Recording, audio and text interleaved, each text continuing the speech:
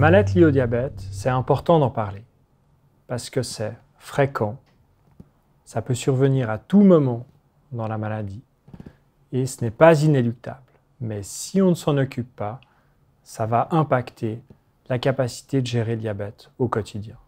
Le mal-être lié au diabète, c'est toute la fatigue qu'on peut éprouver à gérer cette maladie au quotidien. Il y a de multiples décisions à prendre pour maintenir la glycémie le moins variable possible. On n'est jamais en vacances du diabète. C'est donc normal d'avoir des moments de fatigue, d'avoir des moments de découragement, mais quand ces moments se prolongent et durent plusieurs mois, ce n'est pas normal. C'est important d'identifier ce mal-être parce que lorsqu'il est présent, il va se répercuter sur la disponibilité, sur la possibilité de gérer la maladie au quotidien. Ça va se traduire par de moins bonne glycémie, moins bonne hémoglobine glyquée et, au fur et à mesure du temps, par des dépressions, par de l'anxiété.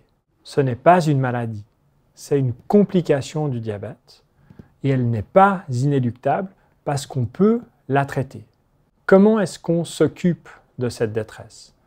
Tout d'abord, il faut identifier les personnes avec qui on peut en parler.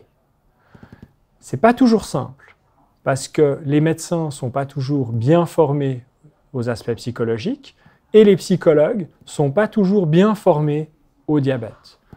Il est donc essentiel de trouver un interlocuteur qui saura vous écouter.